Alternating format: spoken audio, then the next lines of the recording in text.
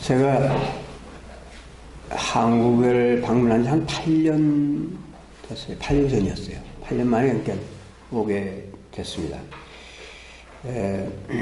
근데 와서 보니까 제일 먼저 눈에 띄는 게 뭐냐면 이 고층 건물들이에요.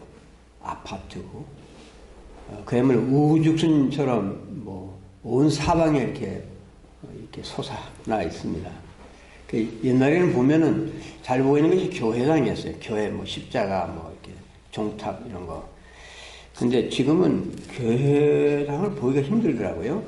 간혹 대형 교회가 눈이 띄긴 하지만 그것도 뭐 옆에 있는 대형 건물들에 비하면 뭐 오히려 그 존재가 별로 이렇게 압도적이지가 않았어요. 근데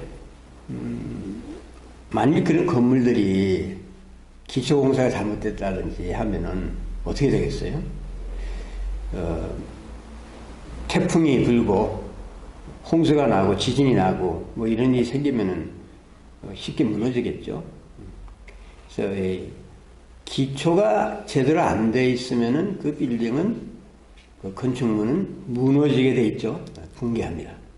그래서 성경에서 교회를 건물에 비유해서 언급한 것이 있습니다. 그래서 우리가 이제 오늘 조금 성경 구절을 좀 찾아볼 건데, 이 다 기본에 관한 얘기들이에요. 제가 에베소서 2장 20절을 읽어드리겠습니다. 성경 가르쳤으면 에베소서 2장 20절 22절.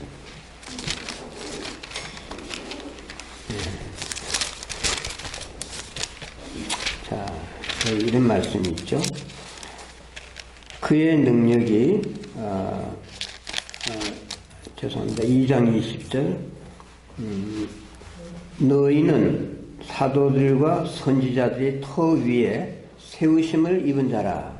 그리스도 예수께서 친히 모퉁이 돌이 되셨느니라. 그의 안에서 건물마다 서로 연결하여 주 안에서 성전이 되어가고 너희도 성령 안에서 하나님이 거하실 처소가 되기 위하여 그리스도 예수 안에서 함께 지어져 가느니라. 그랬습니다.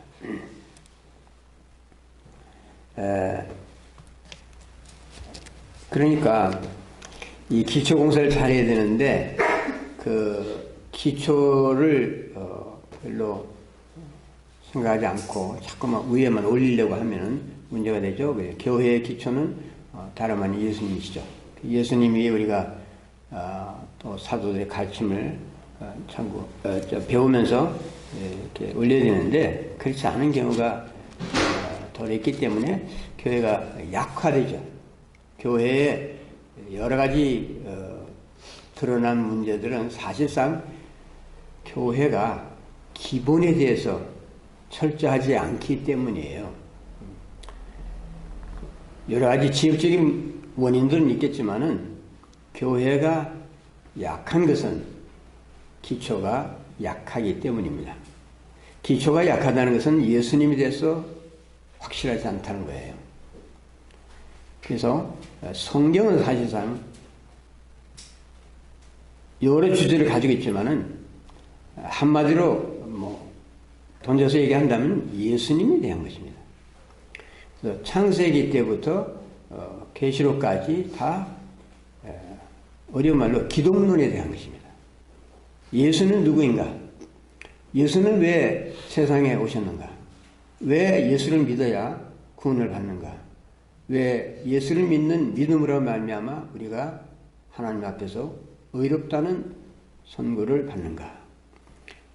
그런 거죠. 그러니까 예수님을 빼놓고는 아무것도 안 되는데 실제적으로 보면은 예수를 안 믿으면서도 교회 다닐 수 있고 믿음이 없으면서도 교회 생활을 할 수 있고 또 예수님에 대해서 관심이 없는 자들이 오히려 교회 안에서 직분을 가지고 봉사를 하고 뭐 여러 가지 활동을 하는 것을 사실상 많이 볼 수 있어요. 제가 이제 교회를 할 때는 한 가지 좀, 다른 분들이 하기를 꺼려하는 일을 제가 하는 게 있었어요. 그게 뭐냐면, 교인 한 사람 한 사람을 인터뷰를 해요. 그 전에 물론 이제 양해를 얻죠. 저의 목회에 도움이 되니까 저를 도우신다는 뜻에서 이 개인 면담에 응해 주시기 바랍니다. 그래요. 내가 하나님이 아니기 때문에 사람이 구원을 놓고서 당신은 구원을 받았다, 구원을 못 받았다 이렇게 판단할 수가 없어요. 그러나 성도가 자기가 어떻게 해서 예수를 알게 됐는지, 이게 본인이 예수님과의 관계가 무엇입니까? 라고 묻거든요. 그것을 이제 들어보면은, 대부분의 사람들이 솔직하게 말씀하더라고요. 저는 사실 예수님을 안 믿습니다. 그래요. 그런데 집사님 되시고, 뭐 운영위원회도 들어오시고 하지 않았습니까? 예, 그렇습니다. 언제부터 그랬습니까? 꽤 오래되죠, 어떤 분은 나는 예수를 안 믿었는데 사실 나중에 이제 대학교 가서 학생 클럽 이런 성경 공부 이런 학생 단체 그런 걸 통해서 예수님을 개인의 구주로 받아들였습니다. 이렇게 말씀하시는 분도 있고, 어떤 분은 또 그래요. 꼭 예수님만 믿어야 천국에 가는 거 아니지 않습니까? 다른 종교에도 구원이 있다고 봅니다. 이름이 다를 뿐이지 결국 닿는 총착역은 하나가 아니겠습니까? 그래서 소위 말하는 다원주의 그런 분들도 계시고요. 꽤 있어요. 물론 신학자들, 목사들 가운데서도 예수 그리스도의 신성을 믿지 않는 사람들 있어요. 목사가 예수 그리스도를 성경이 말하는 대로 믿지 않는다고 하면 이게 진짜 믿어지지 않는 일이겠죠. 그러나 있습니다. 많이 있어요. 이런 일들이 많이 있다는 것은 뭘 의미하냐면 우리가 성경을 원색적으로 핵심적으로 배우지 않았거나 그것이 정리가 안 됐다는 뜻이죠. 믿음이 없어도 여러분 신앙생활 할 수 있어요. 믿음이 없이도 교회 생활 얼마든지 잘할 수 있어요. 근데 이제 문제가 뭐냐면 그렇게 이제 열심히 내시고 교회도 잘 다니시고 사회적으로나 그게 없는 그런 분들인데 사실상 자기가 예수 안 믿는다고 말을 해도 그걸 다 안 받아들여요. 그 분위기가. 그래서 그냥 세례 주고 십교 주잖아요. 근데 이제 그렇게 되면 이제 문제라 이거죠. 그런데 별로 신경 쓰고 싶지 않아요. 왜냐하면 상부 구조만 올라가면 되니까, 몸집만 키우면 되니까 관심이 거기다 쏠려 있어요. 거기에 열중합니다. 그러면 이제 기초 공사가 안 됐다는 것을 자꾸 잊어버리게 되고, 그거 없이 진행하다 보면은 무리가 오고 마침내 무너집니다.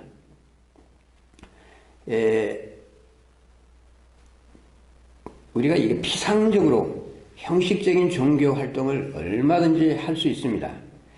이것이 교회 약화의 원인임에도 불구하고 그것을 고치려고 하질 않아요. 그리고 교회 들어오면 사람들이 저분은 자기 자신은 사실 예수를 그렇게 믿는 확신도 없고 그냥 예수님이 좋으신 분이고 세상의 구주로 왔다니까 그것까지 내가 받아들일 수 있다.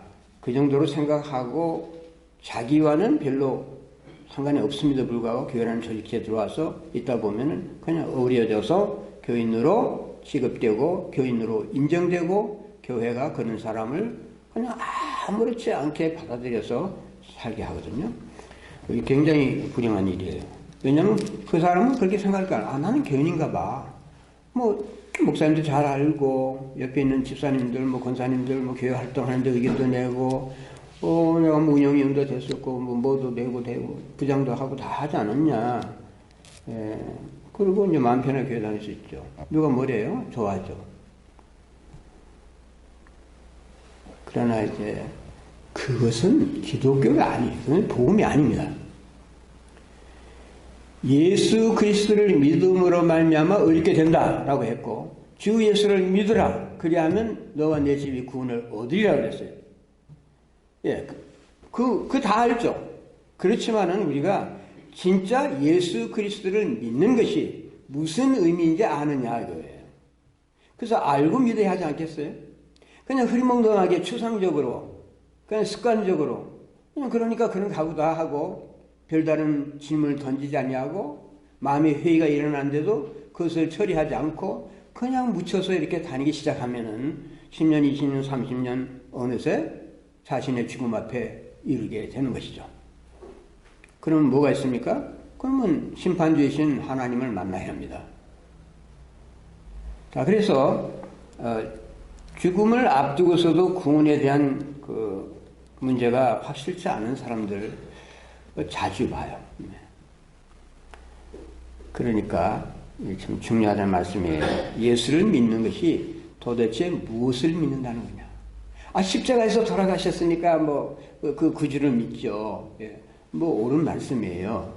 근데 그것이 분명히 해야 되겠다는 거죠. 다가 아니라는 것이죠.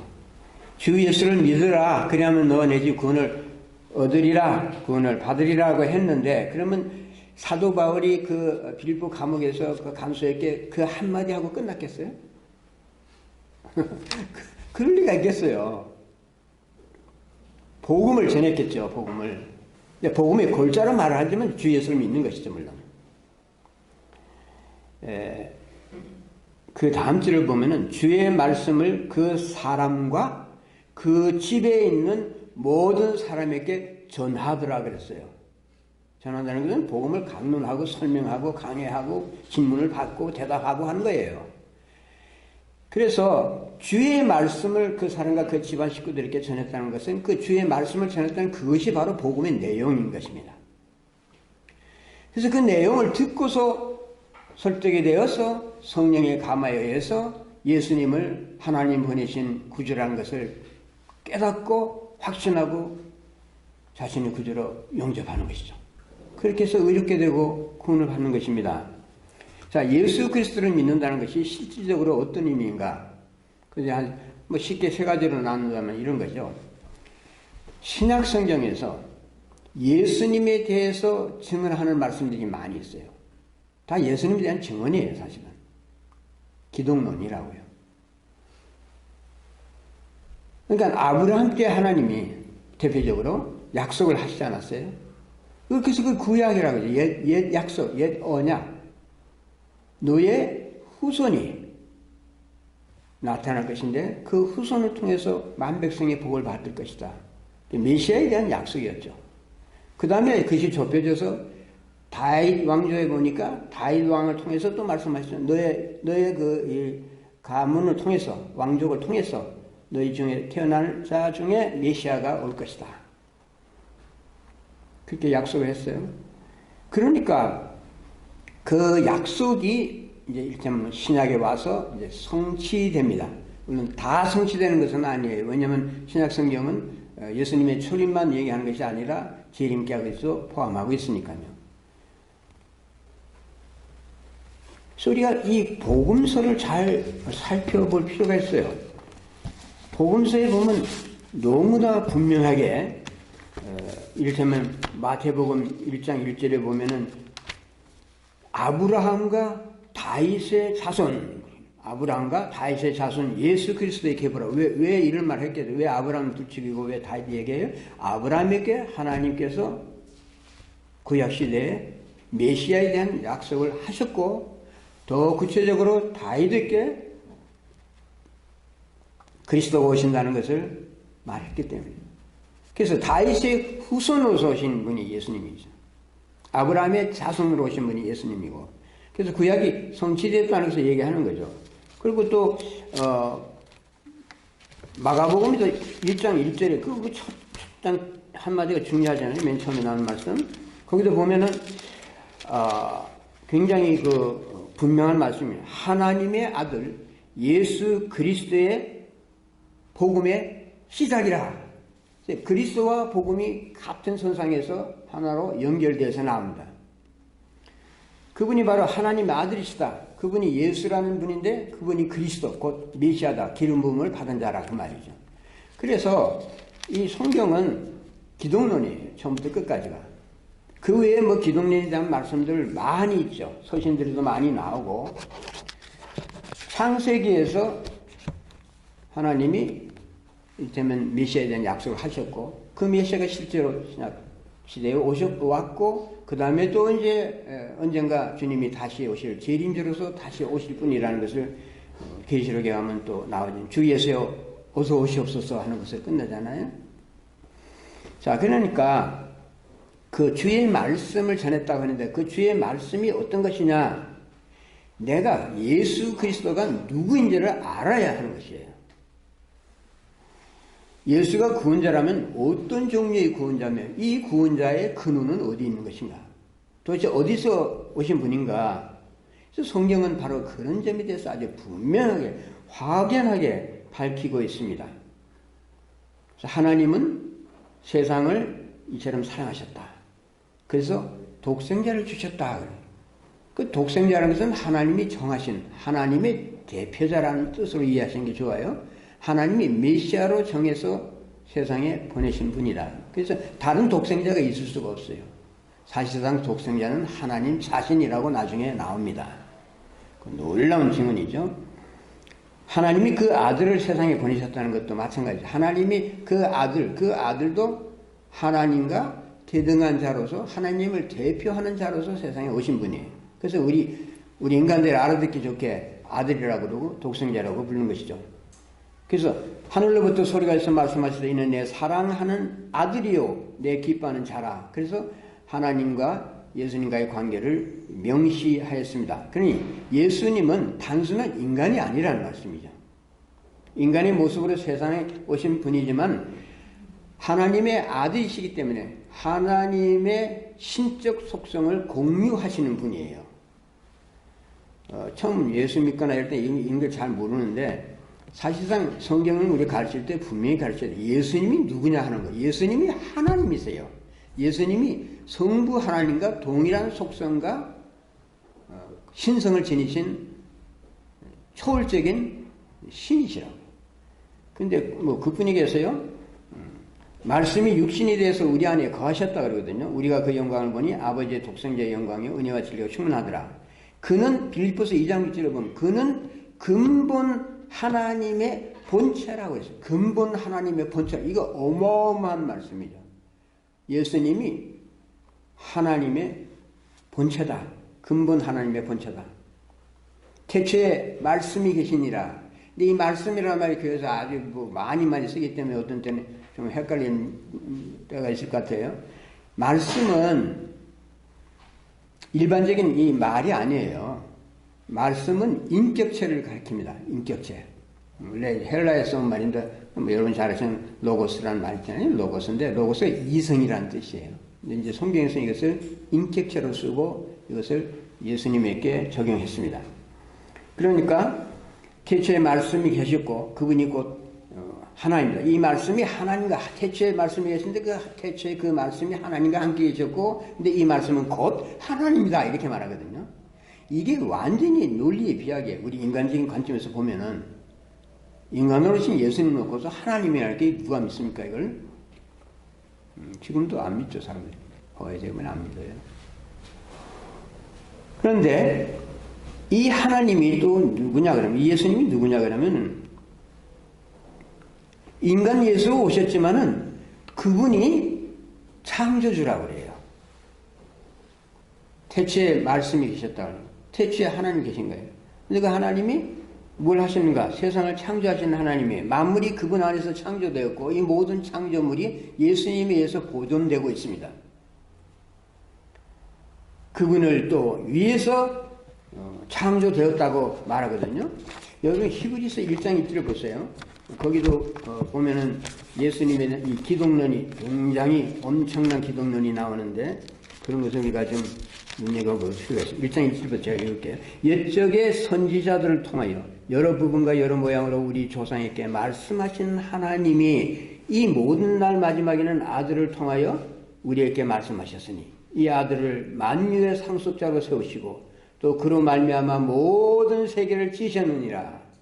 누가 지었어요? 예수님이지. 예수님이 에이전트가 되신 거예요. 예수님이 대리자로서 세상을 창조하셨다는 거예요. 우리는 그냥 하늘 아버지께서 세상을 창조하셨다 그렇게 생각하죠. 물론이죠. 하늘 아버지의 오리지널 아이디어로 또 뜻으로 이제 세상을 창조하셨는데, 근데 창조하는 그 에이전트는 예수님이었다는 거예요. 예수님이 이 모든 파리 한 마리, 뭐 곤충 한 마리, 새 한 마리 다 디자인하시고 계획하시고 본인의 능력으로 그것을 창조하셨다. 창조주 예수님이세요. 그리고 이 만유를 상속하실 분이에요. 이 만유가 다 예수님 거니까 하나님 거죠. 이는 하나님의 영광의 강체세요. 그 본체의 형상이시라. 굉장한 말씀이죠. 어디서 이런 말씀을 우리가 들을 수 있습니까? 그의 능력의 말씀으로 만물을 붙드시며 죄를 정결하게 하는 일을 하시고 높은 곳에 계신 지극히 크신 이의 우편에 앉으셨느니라. 이 엄청난 기독론이지 않습니까? 제가 이 히브리서 강의에 썼는데 최근에 출판됐어요. 거기 보면 이 1장에 대한 이 부분에 대한 기독론이 꽤 자세히 나옵니다. 관심 있으신 분은 참조하시기 바래요. 여러분, 우리가 성경을 묵상한다고 할 때 뭘 묵상합니까? 뭐 본문을 묵상하죠. 근데 그 본문을 묵상하면서 하나님 음성을 듣기를 원치 않아요? 근데 그 본문 뭐 조금씩 이렇게 보는 것도 뭐 그것도 도움이 되고 우리가 매일 성경 하듯이 그 좋습니다. 그렇지만은 진짜 묵상해야 할 부분에 와서 멈춰서 이 말씀을 놓고서 그야말로 평생 동안 묵상을 해야 하는 소재들이죠. 이것이 예수님에 대한 그 기독론, 그것이 우리 신앙의 바탕이에요. 그게 다의 사실상 예수님만 알면 다 되는 것입니다. 그런 예수님에 대한 비전이 크면은 나도 그만큼 커져요. 내가 아는 하나님의 사이즈가 나의 사이즈예요, 사실은. 내가 하나님을 조그맣게 알면 나도 이렇게 조그만 존재로 끝나는 것입니다. 그래서 예수님이 누구신지를 아는 것이 우리 신앙의 절대적으로 중요한 요소라는 거죠. 그래서 그런 예수님에 대해서 신약 성경에서 제자들이 글을 썼죠. 사도 바울 같은 분은 서신도 많이 쓰고 신약 성경의 상당 부분을 사도 바울이 썼어요. 그러니까 그런 분에 대해서 우리가 잘 알아야겠죠. 잘 배워야겠죠. 예수님이 어떤 분이라는 것을 우리가 깨달았으면은 그걸 놓고서 우리가 깊이 생각해요. 그 앞에서 부복하고 그냥 아무도 없는 것일지라도 나 혼자 주 앞에 엎드려서 그분을 찬양하고 이런 말씀을 놓고서 예수님이 바로 처음에 나는 예수님이 창조주라는 걸 믿지 않다고 생각지도 않았는데 아이고, 하늘 아버지께서 예수님을 통해서 이 세상을 지으시고 창조하시고, 아이고, 이게 보통 말씀이 아니군요. 저로 하여금 보게 하여 주십시오. 귀 있는 자는 들을지어다, 볼지어다 했으니까 제 눈을 열어주시고, 제 귀를 열어주시고, 제 머리를 좀 더 넓혀주셔서 이것을 보게 해주십시오. 성령께서 임하셔서 나로 하여금 예수님이 누구시라는 것을 알게 하여 주십시오. 보게 하여 주십시오. 높은 보좌에 앉으신 그 위에 좌정하신 만유의 주가 어떤 분이라는 것을 깨닫게 하여 주십시오. 주의 일부분이라도 보게 하여 주십시오. 주님은 어쩌락 끝이라도 그 헬루증 연처럼 좀 붙잡을 수 있게 하여 주십시오. 그것을 붙잡을 때 주 예수의 능력이 나에게 옮겨지게 하여 주십시오. 그래야 나로 하여금 이 영적으로 매우 허약한 나를 강건하게 해 주십시오. 주님, 제가 지금 주의 이름으로 나옵니다. 주님의 그 영광의 광채를 조금이라도 보기를 원하오니 주여 역사하여 주시옵소서. 그렇게 생각하고 기도를 해보세요. 평소에 하는 기도하고 차원이 좀 다르다는 것을 알게 되고 주께서 기뻐하세요. 이제 내가 누구라는 걸 알고 앞으로 나오기를 원하는구나. 그렇지. 그것이 내 자식이지, 내 자녀지. 이렇게 하시겠죠. 그게 확인해 주시겠죠. 그는 보이지 아니하시는 하나님의 형상이요 만물이 그에게 창조되되 하늘과 땅에서 보이는 것들과 보이지 아니하는 것들과 혹은 보좌들이나 만물이 다 그로 말미암고 그를 위하여 창조되었고 또한 그가 만물보다 먼저 계시고 만물이 그 안에 함께 서느니라. 골로새서 1장 15절부터 쭉 나오잖아요. 그러면 여러분 어때? 이런 부분을 붙잡고 있으면 되지 않습니까? 이런 말씀을 제가 어디서 교회할 때 교회에서 보통 사도신경 이런 거 외우고 뭐 주기도문 외우고 그러잖아요.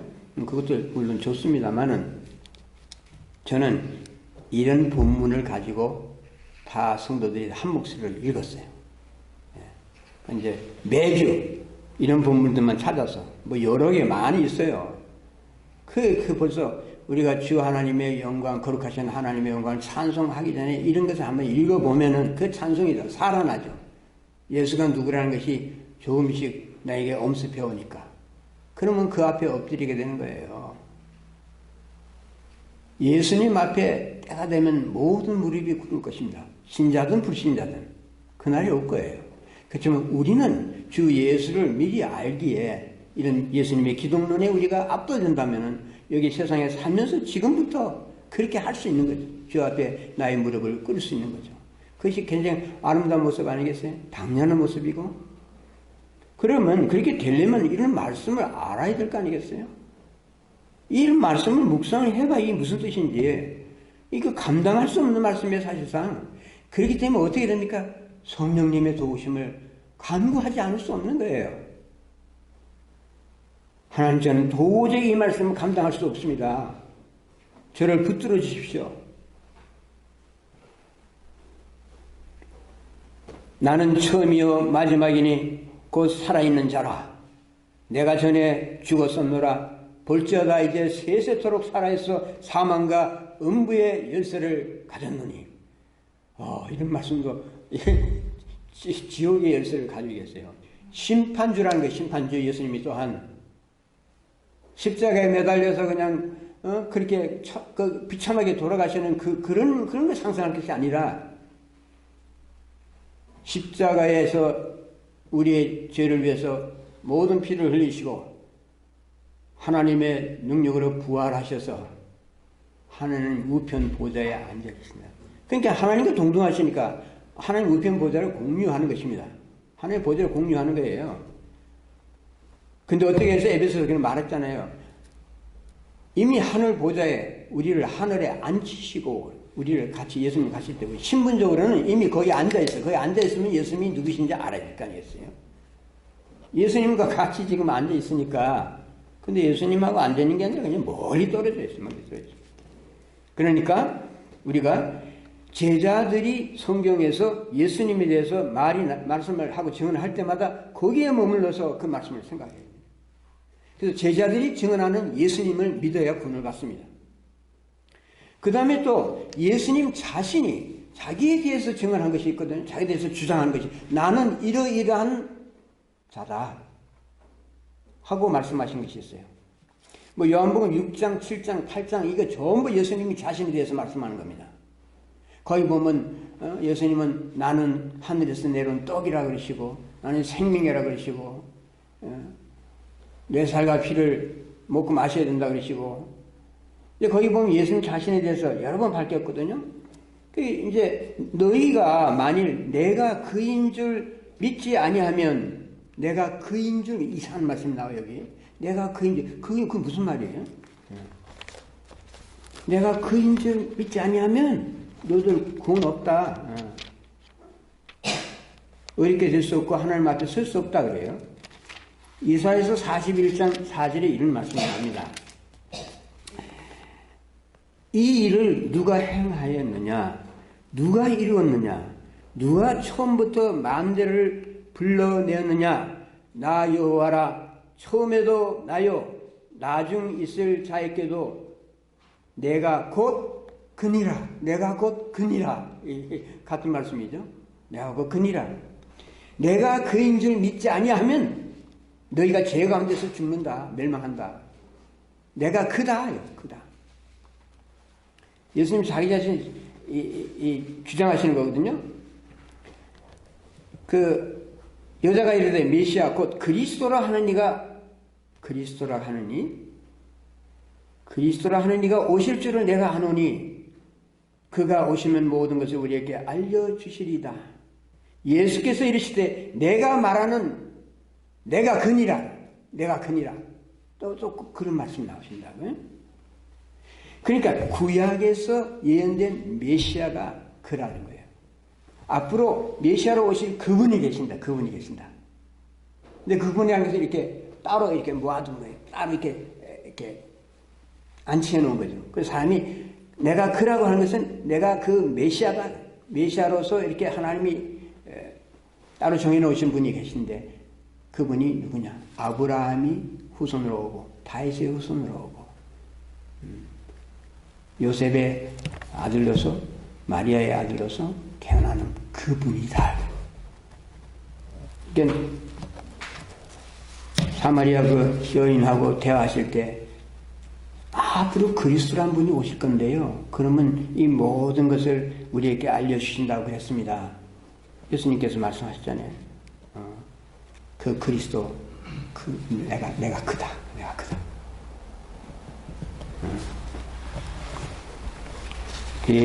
우리나라 말에는 내가 크다 하는 좀 이상해요.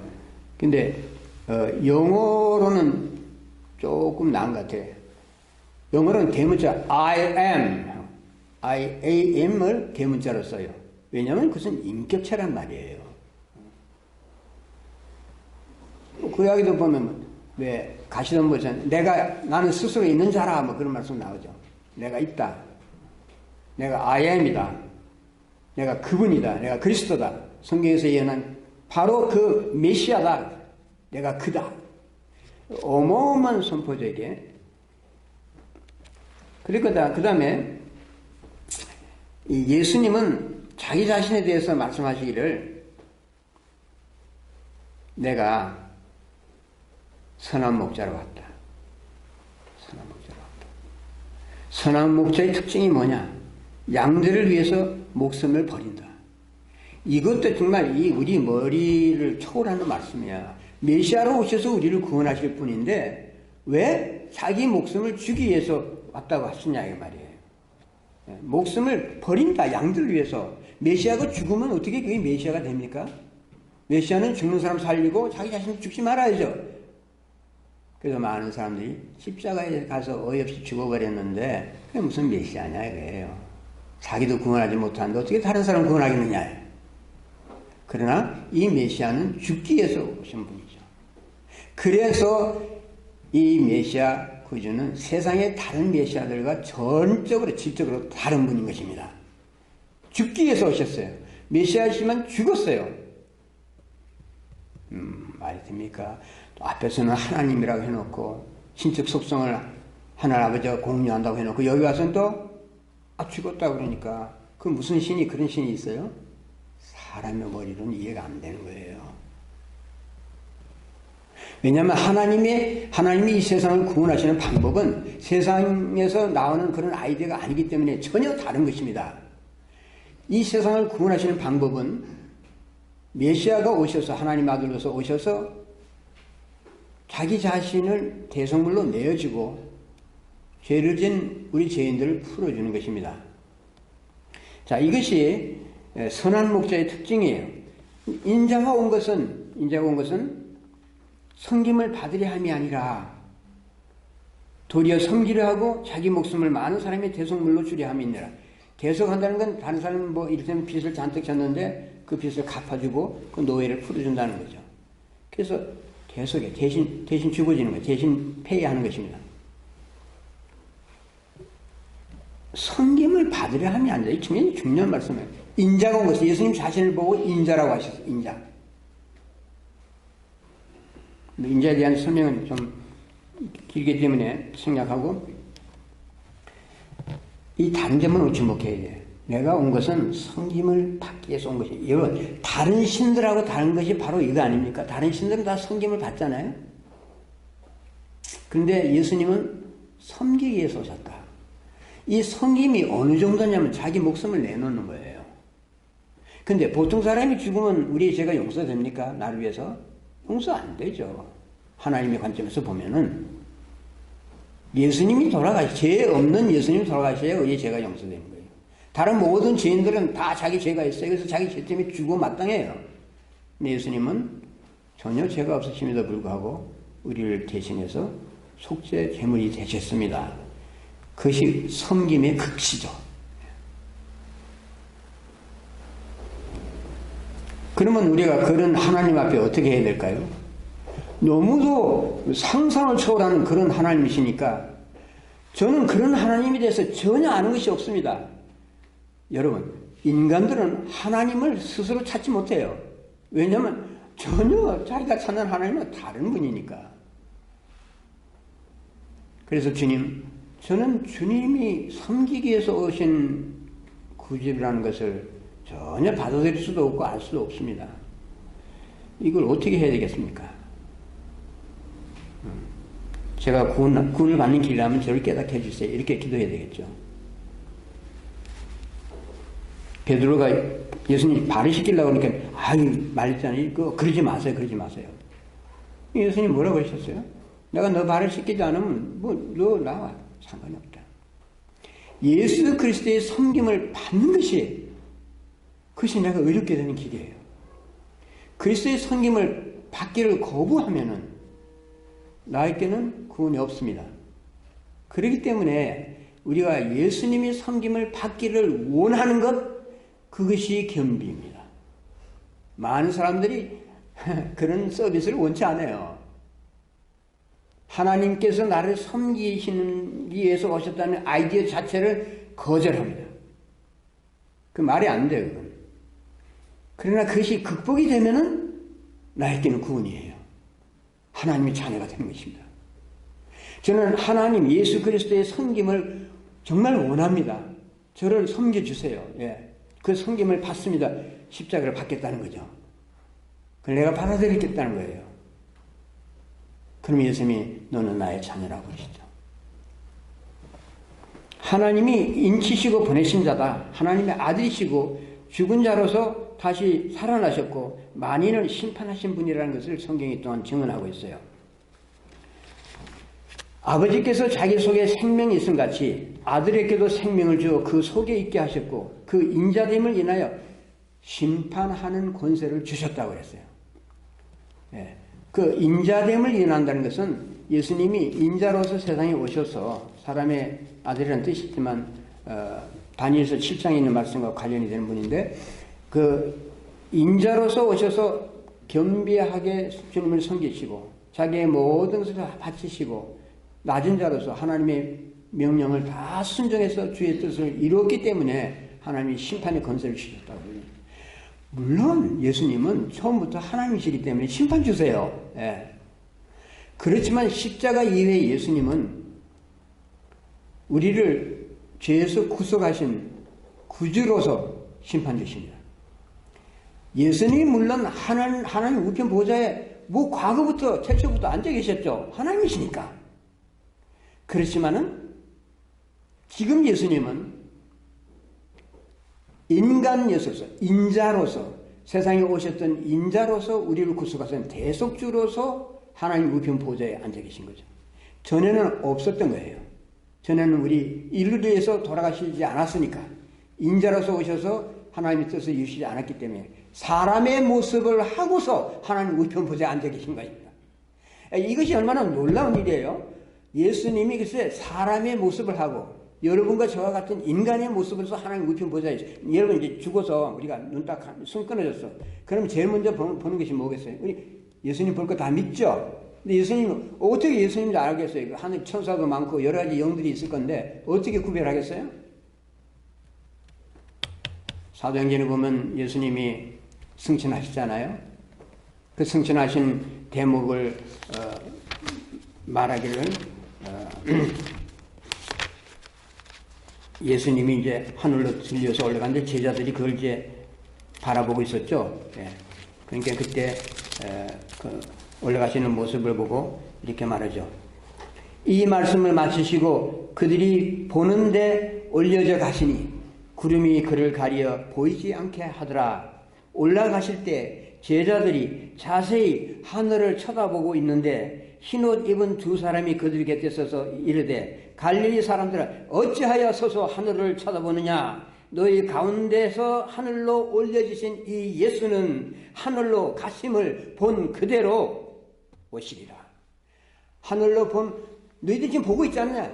누구를 보고 있느냐. 인간 예수를 보지 않느냐. 사람의 모습을 한 예수. 방금 너희들과 같이 대화하고 같이 잡수시고 하던 가르치시던 그 예수. 하나님의 독생자로 세상에 오신 그 인간 예수의 모습을 니들이 보지 않느냐? 그 모습 그대로 오실 것이다. 다시 말하면 사람의 모습을 한 모습으로 다시 재림하신다는 거예요. 예수님은 자신의 인성을 벗어버리지 않습니다. 우리 인간 같은 모습을 오셔서 다 가진 고초를 겪으시고 슬픔을 겪으시고 그랬던 그 예수님이 인간 예수로서 하나님 우편 보좌에 앉아 계시기 때문에 과거에는 없었던 일이에요. 이런 일이 어떻게 해서 일어납니까? 하늘 아버지께서 세상을 이처럼 사랑하사 독생자를 주셔서 우리의 구주가 되게 하셨기 때문에. 그래서 예수님은 다시 이 세상으로 오세요. 우리가 뭐 죽은 다음에 천국 가서 거기서 영원 천국에 사는 것이 아니에요. 예수님이 재림하신다니까 재림하셨다가 또 올라가시는 거 아니에요. 그냥 계속 내려오십니다. 이 땅을 새롭게 하실 것입니다. 이 죄 많고 이 불의한 세상을 하나님께서 다시 새롭게 하실 거라고요. 이 한이 얽힌 이 세상, 인간의 죄를 위해서는 온갖 비극들, 하나님의 가슴을 찢어지게 하는 그런 사건들, 그런 죄악들, 그 모든 것이 있는 이 세상을 정결케 하실 그때 비로소 새하늘과 새 땅이 완성될 것입니다. 그것을 위해서 예수께서 지금 하나님 우편 보좌에 인간의 몸을 가지시고 좌정해 계십니다. 예수님은 자신이 십자가에 달렸던 이 세상을 포기할 수 없어요. 골고다는 그대로 남아있을 것입니다. 예수님의 모든 인간의 역사가 서려있는 이 땅을 포기하지 않는단 말이에요. 여기서 우리를 구원하셨고 여기서 우리를 새롭게 하실 것이고 여기서 하나님의 왕국이 만만 천년 지속될 것입니다. 그때 우리는 그리스도 안에서 새롭게 되는 것이 무엇이라는 의미를 알 것이고 예수께서 나를 위해서 돌아가셨다는 것이 무슨 의미인지 알게 될 것입니다. 예수님은 우리의 인생을 지니시고 영원토록 우리와 함께 하실 것입니다.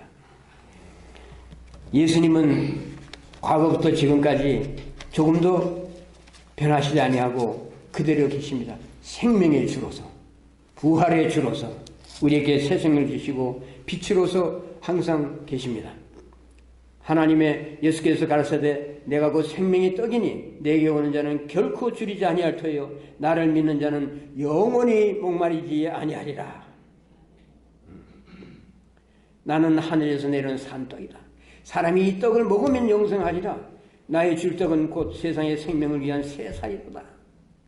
예수께서 일러 가르치되 나는 세상의 빛이니 나를 따르는 자는 어두움에 다니지 아니하고 생명의 빛을 얻으리라. 이런 말씀을 우리가 듣고 죽은 다음에 그냥 영원히 하나님 앞에 뭐 어디서 사는지 모르지만 저 하늘나라에 가서 편안하게 살겠지. 그런 정도가 아니에요. 영생은 하나님의 생명입니다. 요한은 구원이라는 말을 영생이라는 말로 표현해서 어떤 면에서 더 깊고 더 넓은 것을 다루는 의미를 넣었는데 하나님의 생명이에요. 하나님의 생명이기 때문에 나는 죽지 않아요. 내 안에 하나님의 생명이 있으니까. 그 생명이 빛을 낼 때 우리가 우리다워지는 것이고 하나님이 영광을 받으시는 거예요. 근데 내 안에 하나님의 생명이 있다는 것을 의식하지 못해. 그냥 교회 그냥 왔다 갔다 하고 뭐 세례 받으면 세례 받고 뭐 헌금하는 거 헌금하고 교회에서 다 하는 일이니까 뭐 해야죠. 뭐 섬겨야죠. 뭐 이런 일반적인 그런 도덕적인 차원의 이런 얘기로는 이게 말이 안 되는 겁니다. 아니에요. 그게 아니에요. 아브라함보다 먼저 계셨다고 예수께서 말씀하셔요. 내가 누군지 아나요? 아브라함보다 유대인들은 그냥 아브라함 최후로 갔으니까 자기들 조상이니까. 근데 아브라함이 있기 전에 내가 먼저 있었다. 그런 말씀하셨거든요. 예수께서 이르시되 진실로 진실로 너희에게 이르노니 아브라함이 나기 전부터 내가 있느니라. I 대문자예요. I 모세에게 이르시되 나는 스스로 있는 자니라. 또 이르시되 너는 이스라엘 자손에게 이같이 이르기를 스스로 있는 자가 나를 너희에게 보내셨다 하라. 이 일을 누가 행하였느냐 하시고 이 만물을 다 짓고 한 것이 누구냐? 나다. 곧 그니라. 여러분 예수님 누구시죠? 예수님 누구시냐 그러면 우리가 그냥 끝없이 그 대답이 나와야 될 거예요. 한없이 예수님에 대해서 예수님 이런 분이다 이런 분이다. 예수님이 생명이라고 할 때 그 생명의 의미가 뭔가? 예수님이 나의 생명이 되셨다. 그러면 그 생명이 어떤 것일까? 실제적으로 무엇일까? 내가 체험하는 것이 있어야 하지 않겠어요? 그 생명에 대해서 하나님께 설명할 수 있어야 하지 않겠습니까? 그 생명의 말씀이 나올 때마다 그것을 조금이라도 이해하고 성경을 읽을 때 무릎을 치면서 이 말을 치면서 하나님 앞에 구박하고 감사도 해야 되잖아요. 근데 그런 의미가 전혀 잡히지 않아요. 그냥 생명이니까 생명인가 보다. 피와 살을 먹고 마시라는데 아유 그 끔찍한 말씀 하시네. 이거 좀 다르게 표현하시지. 어디 이런 말씀을 예수님의 피가 뭐고 예수님의 살이 뭔지 이걸 알아야지. 이걸 알아야지.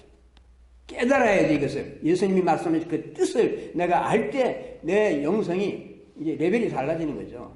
뭐 어디 가서 간이 기도만 하고 뭐 이런 뭐 프로그램에 왔다 갔다 하고 뭐 이런다고 해서 그게 되는 것이 아니죠. 성경 한 권이면 좋게 사실 이런 말씀이면 족하다니까. 이 말씀을 읽고 듣고 느끼고 생각하고 하나님 앞에 도움을 청하고 하나님께서는 깨닫게 해주시려고 애를 쓰시는데 날마다 주님은 오늘 얘가 와서 나에게 무엇을 청할까? 주님, 저 오늘 또 왔습니다. 그저 붙잡고 매달리라고 하셨으니까 저 매달립니다. 그 어저께 말씀드린 그건 아직 해결 안 됐어요. 그러니 부탁합니다. 그러고 휙 나가버려요. 자기 하나 하고. 또 왔어요, 주님. 그러시면 안 돼요, 주님. 왜 이거 아직까지도 안 되고, 전능하신 하나님이신데, 믿습니다. 그리고 또 휙 가버리고.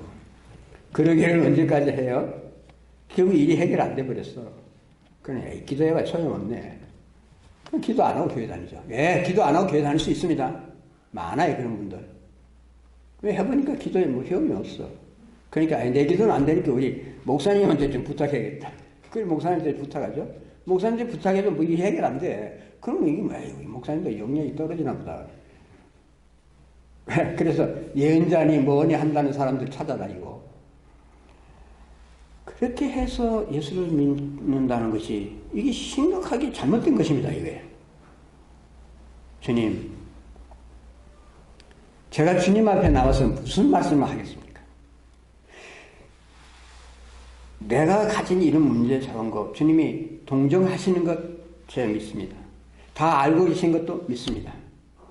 제가 왜 여기 왔는지 1차적으로 그 목적이 뭔 것도 다 아시지. 마음을 다 아시니까 제가 주님 앞에 무슨 말씀을 하겠습니까? 주님이 어떤 분이십니까? 주님에 대해서 얘기를 하세요. 주님이 이런 분이다 이런 분이다 하고 내 아버지에 대해서 자랑하고 내 아버지를 찬양하고 내 아버지의 위대한 업적을 열거하고 그래서 이런 아버지 이와 같은 아엠의 하나님을 저는 섬기게 된 것을 감사합니다. 그러노라면 나의 모든 문제들이 다 눈녹듯 사라지고 어디로 간지도 몰라. 그리고 나는 나오면 된 거예요. 예수 그리스도의 그 영광을 조금이라도 봤으면 된 거예요. 그게 해답이죠, 그게. 그래서 예수님은 뭘 염려하느냐 그랬어요. 너는 나를 따르라. 나는 생명이요. 나는 빛이요. 나는 산독이다. 그걸 우리가 진짜 믿고 그대로 받아들이냐 말씀이에요. 그러면 우리 자신에 대해서 할 말 하나도 없어요. 그죠? 예수님에 대해서, 하나님에 대해서, 하나님이 하신 일에 대해서 얘기할 뿐입니다. 그거 얘기하기도 바쁘잖아요? 그럼 뭐 하루 종일 주님하고 있어도 그 시간이 모자라지 않겠습니까? 그런 자녀를 하나님이 기뻐하시죠. 그것이 우리가 기도하는 거죠, 사실. 물론 우리의 일용의 양식에 대해서 구하라고 하셨으니까 그런 거 구하고 그 자체 나쁜 거 아닙니다. 그러나 우리의 기도는 훨씬 더 예수님에게 집중되어야 할 것입니다.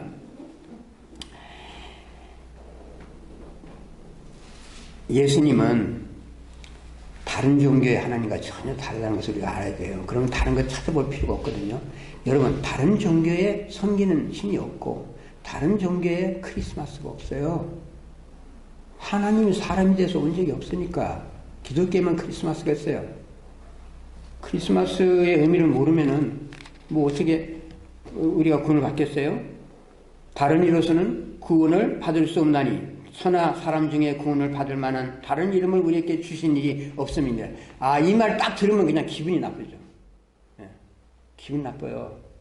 여러분 믿음이 좋으셔서 막 기분 좋으신가 본데 제가 옛날에 그 영락교회 바로 그 뒤에서 살았어요. 아주 옛날에. 그 지나갈 때마다 그 입구 왼쪽에 이렇게 게시판 같은 것이 있었어요. 거기 이제 성경 구절이 적혀 있어요.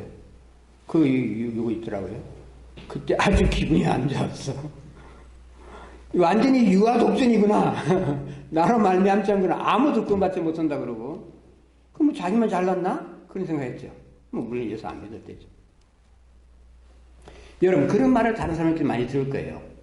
당신네들은 당신만 옳다고 그러니 말이야 그게 겸손하지 않지 않소. 어? 차라리 불교에서는 말이지 대자대비 하셔서 그런 말 하지도 않고 다 좋은데 뭐 그런 말 하죠. 나는 그 길의 진리의 생명이니 나로 말미암지 않거나 아버지께로 올 자가 없느니라. 아 이런 말을 어떻게 할 수 있나. 유아독전이다. 어떻게 반박하시겠어요? 그런 말 듣고 그냥 죄송합니다 그럴 거예요. 그게 아니고 유아독전 맞아요 그래야죠. 그럼요 유아독전이죠. 당연히 유아독전이죠. 만일 하나님이 그리스도 그러니까 성경에서 말하는 이 하나님이 진짜 절대적인 하나님이시라면 그분이 전적으로 참되신 분이라면 그분이 유일하신 하나님이라면 당연히 유아독전이죠. 나 위에 다른 신이 없다고 말할 것이고 나로 말미암지 않고는 아버지께로 올 자가 없다고 말하는 거 당연하지 않습니까? 그렇게 말해야 돼요. 전적으로 오직 예수만이 인간의 죄를 위해서 십자가에 가셨으니까 나를 위해서 목숨을 버리셨으니까. 근데 이 예수 그리스도를 내가 나와 관련해서 받아들이냐 이게 문제예요. 다른 사람이 구주가 되고 뭐 세상이 구주가 되고 그거 좋습니다. 그러나 나와 예수님이 너는 나를 누구라 하느냐. 예수님이 나와 어떤 관계에 있습니까? 내가 예수님을 어떻게 대하고 있어요? 어떤 분으로 내가 알고 사귀고 있습니까? 예수님이 제자들이 그랬죠. 너희는 나를 누구라고 생각하느냐?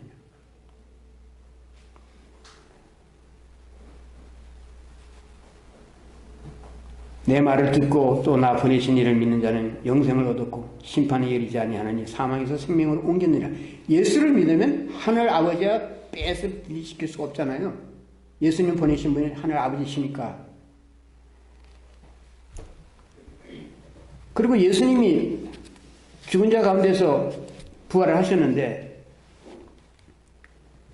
예수님이 왜 부활하셨겠습니까? 물론 죄가 없으시니까 하나님 부활시키셨어요. 그런데 더 중요한 것은 예수님이 부활하신 것은 하나님께서 예수님이 십자가에 달리셨다는 그 사실이 받아졌다는 뜻이죠.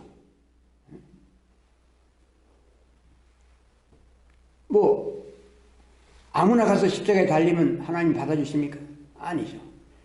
어쨌든 결과적으로 예수님이 살아나신 것은 예수님이 위해서 돌아가신 그 우리 죄인들을 위한 그런 대속의 죽음이 유효하다는 것에 도장을 찍으신 거죠. 하늘 아버지께서. 그러니까 부활하신 예수님을 우리가 믿어야 하는 거예요. 예수의 부활을 믿지 않는다면 구원을 받지 못합니다.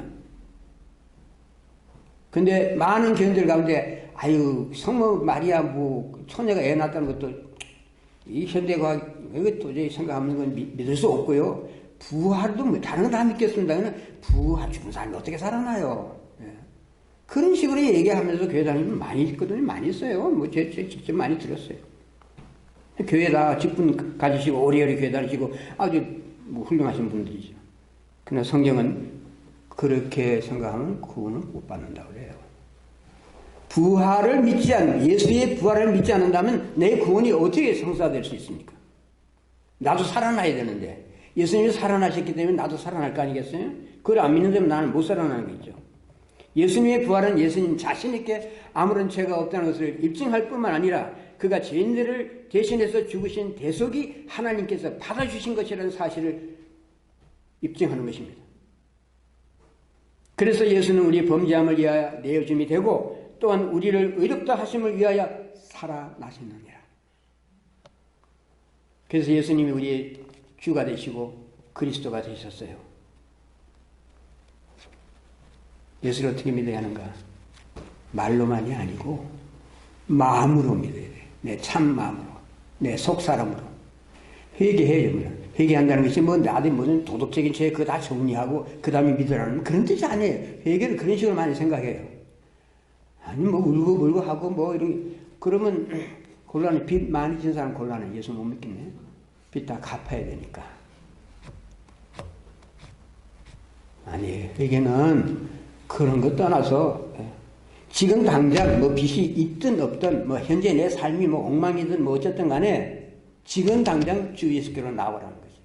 지금 나와서 주 예수를 자신의 대속주로 믿으면 제자들이 증언하고 예수님 자신이 증언하시고 한 이런 것을 믿으면은 구원 받는다는 겁니다. 어렵게 된다는 것입니다. 마음으로 믿는다는 말은 예수님의 신분과 십자가의 대속을 하나의 역사적인 사실이나 객관적인 진리로 인정하는 것으로 끝나지 않습니다. 그건 뭐 머리로도 얼마든지 그렇게 믿을 수 있어요. 마음으로 믿는다는 것은 내가 뭐 도덕적으로 뭐 깨끗하다, 뭐 양심적인 마음으로 믿는다는 것이 아니고 내가 바라보는 예수님이 어떤 분이시며 그분이 어떤 일을 날 위해서 행하셨으며 그분의 신분이 무엇이라는 것을 그분에게 일어난 일을 나와의 관계에서 적용해서 무슨 의미가 있는지를 확신하며 믿는다는 것입니다. 입으로만 믿는 것이 아니고 참 마음으로 자신의 주가 그리스도라고 고백할 수 있어야 돼요. 물론 예수를 처음 믿을 때 이 모든 것을 다 알고 믿는 사람 아무도 없습니다. 구원하는 믿음은 사실상 간단한 팩트를 믿고 참 마음으로 받아들이면 받아요.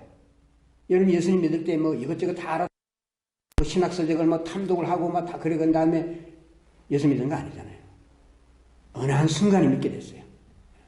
물론 그 순간이 이르기까지 여러 가지 과정이 있을 수 있겠지만은 예수를 믿는 것은 예수께서 십자가에서 나 대신 행배를 받으시고 다시 살아나셔서 나에게 부활 생명을 그를 믿는 모든 자들에게 값없이 준다는 사실을 믿고 거기에 감복하고 감사해서 나의 주가 되시옵소서, 나의 하나님 되시옵소서, 하나님으로 제가 받아들입니다, 믿겠습니다. 그런 거죠. 그 내용의 깊이는 사람마다 다를 수가 있어요. 그러나 중요한 것은 그렇게 해서 믿었으면 그 다음부터는 건물을 쌓아 올리듯이 그리스도 안에서 지어져 가야 됩니다. 이 지어져 가는 것, 그것이 우리에게 성숙을 가져오고 영적인 발전이 있게 하고 하나님과 더 가까이 가게 하고 하는 거예요. 그냥 교회만 왔다 갔다 하면 이거 아무런 소득이 없습니다. 믿음의 기본 골자는 분명해야 되거든요. 마음으로 믿어야 되고 믿은 내용을 날로 깊이 있게 갈고 닦아야 돼요. 그래서 믿음의 기초공사를 확실히 하고 날마다 그리스도 안에서 하나님이 임재하시는 것으로서 지어져 가시기를 예수의 이름으로 기원합니다.